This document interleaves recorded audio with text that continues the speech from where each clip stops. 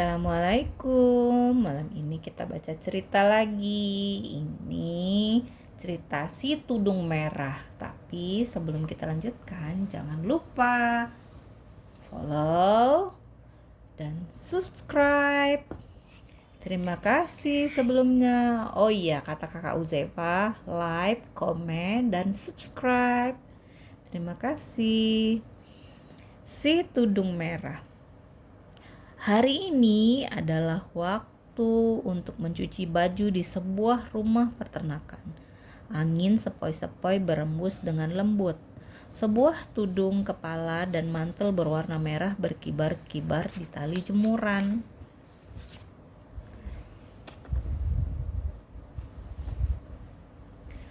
Seorang gadis kecil melompat-lompat kecil keluar dari rumah, membawa masuk baju-baju hasil cuciannya.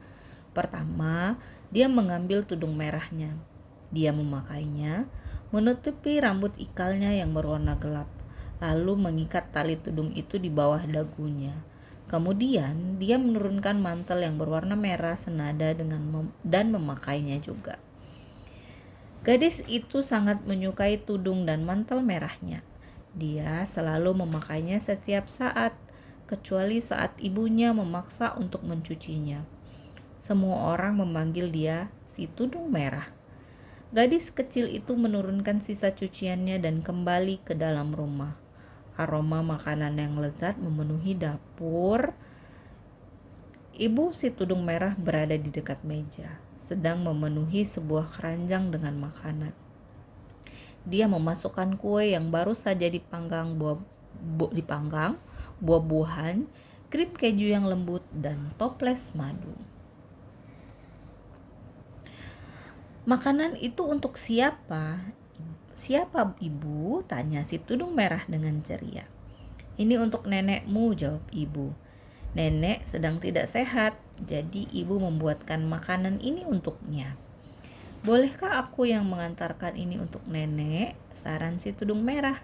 "Aku bisa menemaninya sebentar supaya nenek tidak kesepian." "Hadap sana tidurlah, tanya jam, kan mulai baca ceritanya." "Ide yang bagus," ibu menyetujuinya. "Kau memang anak yang perhatian." Ibu memberikan keranjang makanan itu pada anak perempuannya dan merapikan tudung merahnya. "Sekarang berhati-hatilah dan segera pergi ke sana," kata ibu. "Jangan lupa apa yang telah ibu ajarkan padamu. Jangan menyimpang dari jalan dan jangan pernah sekalipun berbicara pada orang asing." Tuh, ibunya bilang gak boleh bicara sama orang asing. "Aku tidak akan melakukannya," janji si tudung merah. Lalu dia pun mencium pipi ibunya dan mengucapkan selamat tinggal. Setelah itu dia berangkat ke pondok neneknya yang berada di dalam hutan. Si tudung merah mengayunkan keranjang makanan sambil bersenandung pelan dan melompat-lompat kecil di sepanjang jalan. Pagi itu adalah pagi yang indah di musim semi. Matahari bersinar, burung-burung berkicau, dan udara dipenuhi aroma bunga-bunga yang harum. Si tudung merah sudah sering sekali pergi ke pondok nenek, tapi dia belum pernah pergi ke sana sendirian. Semakin jauh masuk ke dalam hutan, pepohonan terlihat semakin tinggi dan semua terlihat semakin gelap. Si tudung merah mulai merasa sedikit cemas, membayangkan semua jenis makhluk yang mengerikan sedang mengintainya di dalam kegelapan. Dia berhenti melompat-lompat dan mulai berlari pelan. Dia begitu tergesa-gesa hingga hampir bertabrakan dengan seorang pemburu. "Selamat pagi, tudung merah," kata si pemburu. "Untuk apa kau pergi ke hutan hari ini?" Si tudung merah tersenyum. Dia menyukai pemburu itu dan lega melihat wajah yang dikenalnya. "Nenekku sedang tidak sehat, jadi aku membawakan keranjang makanan ini untuknya," dia memberitahu si pemburu. "Ini pertama kalinya aku pergi ke sana sendirian," tambahnya. Tudung merah ternyata sendirian perginya ya. "Aku memang gadis yang baik dan pemberani." "Kau memang gadis yang baik dan pemberani," kata si pemburu. "Aku juga mau pergi ke arah sana. Kalau kau mau, kita bisa pergi bersama-sama." "Oh, pasti menyenangkan sekali," kata si tudung merah dengan wajah berseri-seri. Dengan si pemburu di sisinya, hutan itu tidak terlihat begitu gelap dan menakutkan. "Jadi, apa yang kau lakukan di hutan hari ini?" dia bertanya pada si pemburu. "Aku mencoba menangkap seekor serigala yang besar dan jahat," jawab si pemburu. "Dia pengganggu yang sangat jahat, menyelinap ke halaman pondok penduduk, merusak sayuran yang mereka tanam, dan mencuri hewan-hewan mereka." "Astaga," kata si tudung merah sambil menahan napas. "Mudah-mudahan kau bisa menangkapnya." Tidak lama, jalan di hadapan mereka terbagi menjadi dua. "Ini belokan menuju ke pondok nenek," kata si tudung merah. "Terima kasih karena sudah menemaniku berjalan." "Aku akan baik-baik saja," si pemburu pun mengucapkan selamat tinggal dan melanjutkan perjalanannya. Sendirian, si tudung merah melihat ke sekelilingnya. "Hari ini indah sekali," pikirnya. "Nenekku yang malang tidak bisa meninggalkan tempat tidurnya. Seikat bunga yang indah pasti bisa menghiburnya." Si tudung merah berlari meninggalkan jalan menuju sekumpulan bunga lonceng ungu yang merunduk. Dia melupakan apa yang dikatakan ibunya. Dia memetik satu tangkai bunga, lalu melihat beberapa bunga bakung berwarna kuning cerah tak jauh dari tempat itu. Setiap kali dia memetik sebuah bunga, dia melihat bunga lain yang bahkan lebih indah di tempat yang lebih jauh. Akhirnya, dia berjalan semakin jauh ke dalam hutan dan menyimpang dari jalan yang seharusnya dia lalui. Tuh, itu karena nggak ikutan pesan orang tuanya ya. Gadis kecil itu sibuk memetik bunga dan dia hampir bertabrakan dengan seekor serigala. Sambil berteriak, dia melompat mundur dengan ketakutan. Dia tidak pernah melihat serigala sebelumnya. "Selamat pagi, gadis kecil," kata si serigala. "Apa yang kau lakukan jauh di dalam hutan yang gelap ini sendirian?" "Maafkan aku," jawab si tudung merah dengan cemas. "Aku tidak boleh berbicara dengan orang asing, terutama dengan serigala besar yang jahat." "Tapi aku bukan serigala besar yang jahat," si serigala berbohong. "Aku adalah serigala yang baik dan ramah. Sebenarnya si pemburu adalah temanku." Si tudung merah berpikir bahwa serigala itu tidak berbahaya jika dia berbicara dengannya karena serigala itu terlihat begitu baik dan sopan. Jadi dia memberitahu serigala itu, "Nenekku tinggal di pondok kecil tidak jauh dari sini. Dia sedang tidak sehat dan aku membawakan keranjang berisi makanan ini untuknya. Aku juga memetik seikat bunga untuk diletakkan di sisi tempat tidurnya." Kena tipu deh si tudung merah. "Kau gadis kecil yang baik sekali," kata serigala. Dia menjilat bibirnya sambil berpikir, "Gadis kecil ini pasti akan menjadi makanan yang lezat. Kalau aku bisa tiba lebih dulu di pondok nenek tua itu, aku bisa melahap gadis ini dan neneknya untuk makan siang." "Lihatlah bunga lonceng kuning yang indah di sebelah sana," kata si serigala. "Di sebelah sana sedikit lebih jauh ada bunga aster. Bukankah bunga-bunga itu akan terlihat indah untuk rangkaian bungamu?" "Oh ya," si tudung merah setuju. Dia pun berlari untuk pergi memetik beberapa bunga lagi. Si serigala memperhatikan gadis kecil itu menghilang ke dalam hutan. Dia kemudian berlari menuju pondok nenek si tudung merah dan mengetuk pintu. "Siapa itu?" terdengar suara lemah seorang nenek tua dari dalam pondok. "Ini cucumu," kata serigala menirukan suara anak perempuan. "Aku membawa satu keranjang berisi makan siang untuk nenek."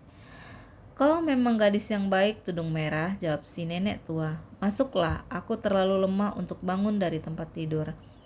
Si serigala mendorong pintu itu hingga terbuka dan melangkah masuk ke dalam pondok. Tanpa mengucapkan apa-apa, si serigala langsung pergi menuju tempat tidur nenek tua yang malang itu dan melahapnya. Waduh, kasihan sekali neneknya dimakan serigala. Si serigala bersendawa. "Sekarang aku tinggal menunggu si gadis kecil," pikirnya. Dia pun melihat sekeliling pondok nenek tua itu untuk mencari tempat bersembunyi. Dia mencoba meringkuk di bawah meja, tapi meja itu terlalu rendah. Dia mencoba bersembunyi di dalam lemari, tetapi lemari itu terlalu sempit. Tidak lama dia mendapatkan ide. Serigala besar yang jahat itu melilitkan selendang milik nenek tua itu di bahunya. Memakai kacamata nenek, memakai penutup kepala dan menariknya hingga ke telinga. Dia lalu naik ke tempat tidur dan menarik selimut hingga menutupi hidungnya. Air liurnya hampir menetes dan perutnya bergemuruh saat ia berbaring menunggu menu makanan selanjutnya. Si tudung merah selesai mengumpulkan bunga sebanyak yang bisa dia bawa. Dia tersadar bahwa saat itu hampir waktunya makan siang. Dia menelusuri kembali jalan di hutan dan bergegas pergi ke pondok neneknya. Di depan pondok nenek, si tudung merah berhenti. Aneh sekali, pikirnya.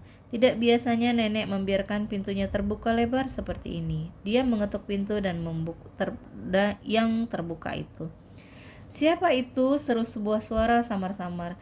Ini si tudung merah, jawabnya sambil melangkah masuk menutup pintu di belakangnya. Aku membawakan nenek sekeranjang makanan dan seikat bunga, tambahnya. Kau memang gadis yang baik hati, terdengar suara dari bawah selimut. Astaga, pikir si tudung merah. Nenek pasti benar-benar sakit. Dia terlihat tidak sehat. Si tudung merah benar-benar terkejut ketika mendekat ke tempat tidurnya. Neneknya terlihat tidak seperti biasanya.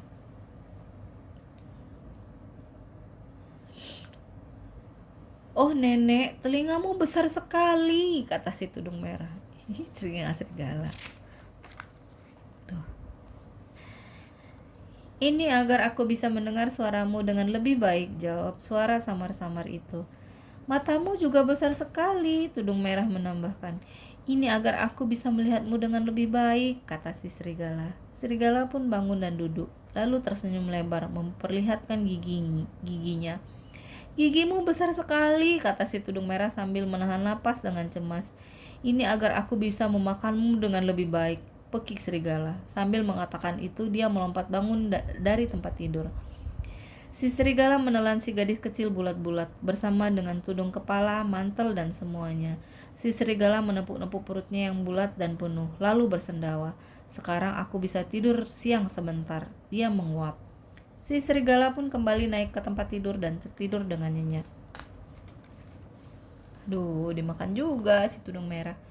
Tak lama kemudian, pemburu datang berkunjung. Aku hanya ingin memeriksa apakah nenek tua itu memerlukan sesuatu, pikirnya. Dia pelan-pelan mengetuk pintu. Tapi jawaban yang ia dapatkan hanyalah suara dengkuran yang keras, menggeram. Aku tidak pernah mendengar seorang wanita tua mendengkur seperti itu sebelumnya, pikir si pemburu. Lebih baik aku memastikan kalau dia baik-baik saja. Pemburu itu lalu mengintip melalui jendela. Di sana sambil mendengkur di tempat tidur ada serigala besar jahat yang sedang berbaring. Akhirnya aku berhasil menangkapnya, pekik si pemburu. Dia pun menyelinap masuk ke dalam pondok. Tidak ada tanda-tanda kehadiran tudung merah atau neneknya. Mungkinkah si serigala telah memakan mereka? Dia bertanya-tanya. Kalau memang benar, aku mungkin bisa menyelamatkan mereka. Dia lalu mengambil satu gunting besar dari lemari dan mulai menggunting perut si serigala yang membengkak hingga terbuka. Kres, kain beludu merah terlihat. Kres, si tudung merah melompat keluar. Kres, dia gunting lagi perutnya. Muncul nenek si tudung merah. Terlihat sangat kebingungan. Terima kasih karena telah menyelamatkan kami, pekik si tudung merah sambil memeluk si pemburu. Sama sekali tidak menyenangkan di dalam sana. Si serigala masih tertidur pulas. Mereka pun mendapatkan sebuah ide yang cerdik. Si pemburu mengumpulkan banyak bebatuan, lalu si tudung merah memasukkan bebatuan itu ke dalam perut si serigala. Dan nenek menjahitnya. Lucu ya, di dalam perut serigala diisi batu.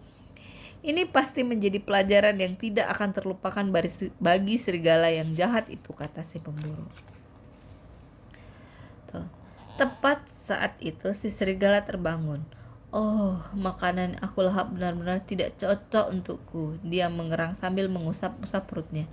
Pasti ada masalah di perutku. Saat si serigala berguling untuk bangun dari tempat tidur, batu-batu itu bergeretak dan berisik di dalam perutnya. Ada masalah apa dengan perutku? Tanya si serigala. Kami telah memasukkan batu dan menjahit perutmu. Si tudung merah tertawa terbahak-bahak. Sekarang semua orang akan mendengar saat kau datang, jadi kau tidak akan pernah bisa lagi menyelinap dan mencuri hewan milik penduduk. Si serigala sangat marah. Kau bahkan lebih licik daripada aku, dia menggerutu. Dia mengentakkan kaki dengan marah dan pergi ke hutan. Dia tak henti-hentinya mengomel dan mengeluh, sementara batu-batu dalam perutnya menimbulkan bunyi berisik. Dengan perutnya yang penuh dengan batu, serigala yang besar dan jahat itu harus mengubah hidupnya. dia mengeluarkan suara yang berisik sekali kemanapun dia pergi. Para petani di daerah itu membayarnya untuk bekerja di ladang mereka sebagai orang-orangan sawah. Dia jadi orang-orangan sawah. Sejak hari itu, si tudung merah tidak pernah melupakan apa yang diajarkan ibunya. Jangan menyimpang dari jalan yang seharusnya, dan jangan pernah sekalipun bicara pada orang asing, terutama pada serigala besar yang jahat. Tuh, kalau dipesenin orang tua, nurut ya, sayang-sayangku. Jangan nggak nurut. Tuh, itu akibatnya si tudung merah nggak ikut apa kata ibunya. Tapi untung ada pemburu yang menyelamatkannya. Terima kasih. Sampai jumpa di cerita berikutnya. Assalamualaikum.